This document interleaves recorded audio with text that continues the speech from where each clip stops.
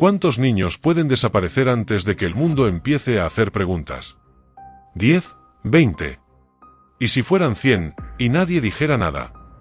En el corazón palpitante de Pakistán, una figura se deslizaba entre la multitud. No gritaba, no corría, no levantaba sospechas. Pero por donde él pasaba, los niños desaparecían. Su rostro era común. Su voz, suave. Su mirada, vacía.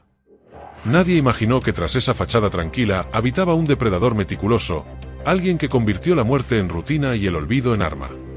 Su nombre, Javed Iqbal. El hombre que confesó haber matado a 100 niños, y que dejó una carta contando todos los detalles. Una nación entera tembló al descubrir la verdad. Y entonces, la justicia decidió hacer algo impensable, condenarlo a morir exactamente como él mató, con cadena, desmembramiento y ácido. Esta no es solo la historia de un asesino. Es la historia de una ciudad que no supo ver el infierno, hasta que el monstruo se ofreció para abrir las puertas él mismo. Javed Iqbal Mughal nació en 1956, en Lahore, capital de la provincia de Punjab, Pakistán. Era el sexto hijo de una familia adinerada.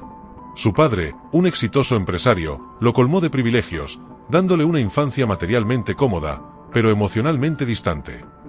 A simple vista, parecía inofensivo. Un hombre delgado, reservado, con gafas redondas, siempre vestido de manera correcta. Pero bajo esa fachada, comenzaba a gestarse una de las mentes criminales más perturbadoras de Asia. En el año de 1998, Javed Iqbal tiene 38 años. A esa edad, la mayoría de los hombres construyen familias, carreras, recuerdos, pero él, en silencio, estaba a punto de iniciar su legado de muerte. En ese año, los primeros niños comenzaron a desaparecer sin dejar rastro. Todos de sectores marginales, todos pobres, invisibles para un sistema que no los protegía. Y mientras que para las autoridades, era una triste pero común estadística, para Javed, eran solo el inicio. Y hasta el día de hoy, los expertos forenses y criminólogos se preguntan, ¿qué fue lo que lo empujó al abismo? ¿Qué encendió esa chispa letal en su mente? Algunos señalan un evento en particular. Años antes, Javed fue arrestado brevemente por abuso a menores. Humillado, rechazado públicamente, prometió vengarse, no del sistema, sino de los niños que, en su distorsionada lógica, lo habían traicionado. Otros apuntan a una vida marcada por una sexualidad reprimida, la falta de vínculos afectivos y una creciente obsesión con el control total sobre el cuerpo y el alma de sus víctimas. Pero sea cual sea la verdad, lo cierto es que algo se rompió, y en ese momento, nació no solo un asesino, sino un arquitecto del horror. Desde una casa común en Lahore, comenzó a diseñar lo impensable, una operación meticulosa para capturar, torturar y desaparecer a 100 niños, sin dejar rastro. Javed Iqbal no solo quería matar, quería borrar. Quería que el mundo supiera lo que hizo, pero no pudiera salvar a nadie. Javed Iqbal sabía exactamente dónde buscar. Sabía quiénes no serían extrañados. Las víctimas de Iqbal tenían un perfil claro. Eran varones, de entre 6 y 16 años, pobres, en situación de abandono. Él recorría estaciones de tren, mercados, basureros y zonas industriales. Allí encontraba niños desnutridos, sucios, hambrientos, invisibles. Los elegía con precisión quirúrgica, los más solitarios, los más vulnerables. Era carismático, educado, prometía comida, ropa, refugio, incluso trabajo. Les ofrecía lo que el mundo les negaba, una segunda oportunidad. Nadie sospechaba del hombre de gafas que hablaba suave y sonreía. Una vez que ganaba su confianza, los llevaba a su casa. A veces los convencía, pero otras veces, los drogaba. Ya dentro de su casa, había preparado un cuarto exclusivo para matar. Allí, usaba una cadena de acero para estrangular a los niños. Era rápido, metódico y completamente frío. Después de cada asesinato, tomaba fotografías del cadáver. En su diario personal, escribía el nombre del niño, cuando lo conocía, la fecha y una breve descripción. Cada muerte era registrada. Cada crimen, archivado como trofeo. Pero Javed no quería solo matar. Quería desaparecer todo rastro. Para ello, usaba contenedores llenos de ácido clorhídrico. Disolvía los cuerpos lentamente. Lo hacía él mismo, con guantes, paciencia y un espeluznante nivel de calma. Los restos líquidos eran vertidos en las alcantarillas. Nada quedaba. Ni huesos, ni ropas, ni huellas. Cada crimen quedaba anotado en lo que la prensa más tarde llamaría el diario del horror. En esas páginas, Javed Iqbal no mostraba remordimiento. Mostraba control, dominio y orgullo. Este es un ejemplo de lo que solía escribir en su diario después de desaparecer el cuerpo. Este es el niño número 43. No lloró. Lo hizo más fácil. Se parecía a mi hermano menor. Lo enterré en ácido como a los demás. Y mientras las autoridades seguían ignorando las desapariciones, Javed Iqbal se transformaba en algo más que un asesino. Era ya una fábrica de muerte. Ninguno de los 100 niños que atrajo, al menos los que él mismo confesó, logró escapar. No hay registros de cuerpos encontrados, ni restos, ni sobrevivientes. Y en este momento te preguntarás, ¿cómo fue posible desaparecer a 100 niños sin dejar huellas?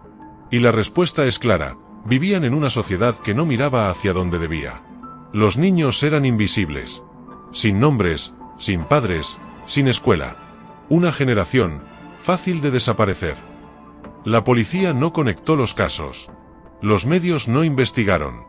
Y durante meses, Javed Iqbal fue juez, verdugo y enterrador en una ciudad que nunca supo que estaba sangrando. Pero la mente de un monstruo no siempre busca esconderse para siempre. Algunos quieren que el mundo los vea, que el mundo sepa lo que hicieron.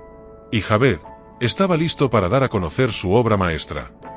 El 30 de diciembre de 1999, el diario Daily Hand, uno de los más importantes de Pakistán, recibió una carta.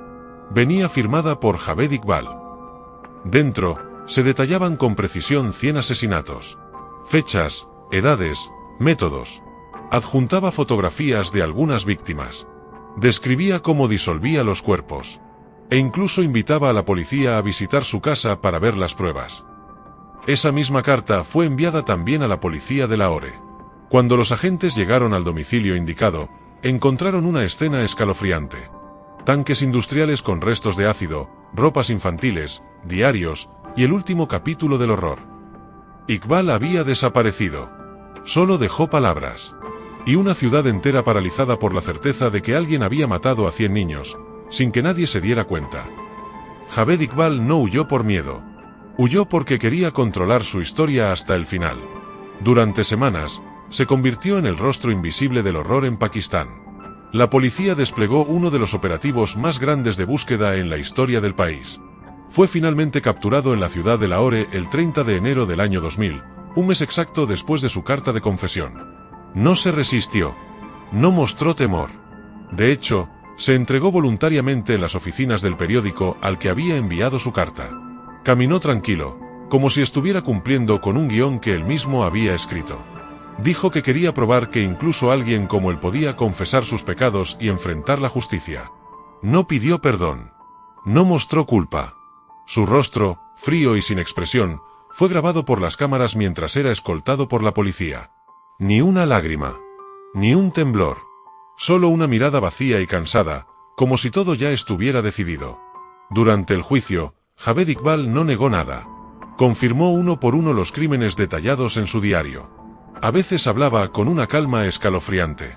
Otras, parecía molesto por la incompetencia de las autoridades que no lo habían atrapado antes. Dijo que había querido castigar al sistema por no haber hecho justicia en su contra años atrás.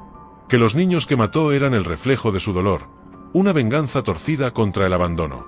En ningún momento expresó remordimiento real. Hablaba como si estuviera describiendo una rutina, no asesinatos.